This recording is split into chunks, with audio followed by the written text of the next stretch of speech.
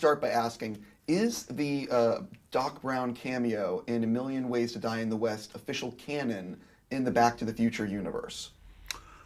I kind of think it is. People really loved it. You're lucky. Yeah, just That was cool. just a little thing. Yeah, And it fit. It fit right. You know, it wasn't. It fit into the storyline without a bump. You know, it just seemed to go with it. hypothetically, I know you wouldn't steal anything from set, but did you borrow anything from any of the sets and take it home and just forget to bring it back? I took my big fake boobs from Back to the Future 2, and I have the pink prom dress. I have a shirt, part of the costume, but it's not popular around my. You know, if I'm seen wearing it, there's a lot of disapproval. So it just hangs in the closet. That's great.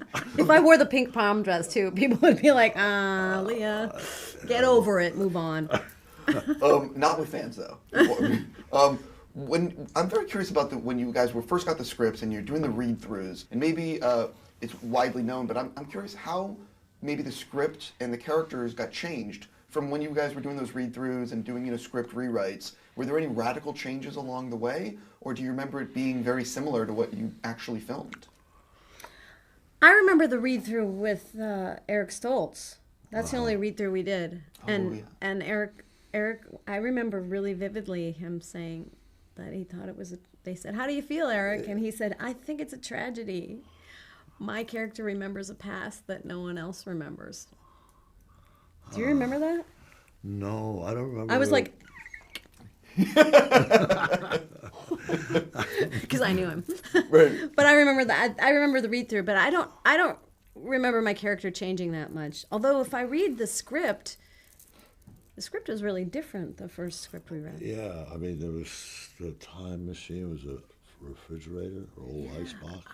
I remember it being there were little they kept changing it as we went. And the source of energy to go into time wasn't a lightning bolt, it was an atomic explosion. They went to New Mexico to see a test, and they were going to plug into that to get the energy to go into time. They sell that script. They sell that script on the street in New York. But the original first draft. Yeah, they sell some kind of even more original, I think, than even we read. They sell. It's so weird. I opened it up. I was like, I don't recognize any of this. It was weird. For the two of you, the trilogy has so many memorable moments. Is there one that sticks out for the two of you as a favorite? I'm not sure. I really loved the whole sequence, and I remember how important it was. The whole sequence that we shot with the car, when I'm making out with, when Marty has to try to kiss me, and then I kiss him, and I say he's like my brother, and then, Biff comes and tries to take advantage of me, and then the punch. All that stuff was really when George comes and punches him. That whole sequence was super important and very hard to do because I had to be sexy and in love with him with one person and then fall in love with another one in a matter of minutes. And I remember how important it was to Bob Z that worked. Well, speaking of Robert Zemeckis, he did such a brilliant job with this, and he's done so many brilliant movies, Roger. There's just a lot of great films. What do you remember most about the collaboration with him? And just, is there a story you can share? Well, it was so impressive. Bob is just would devour all the latest technology. I remember having lunch during a day of shoot, and there was these inventors sitting having lunch with him, and he's learning about some new technological breakthrough. But he just ate that stuff up, and he and all the discipline it took to put that together, the film together. Mm-hmm. But he also he really knew how to talk to an actor in very gentle, human terms about the performance or about this or that. I mean, he was just locked into that. He was as fluent that way as he was with all the technology.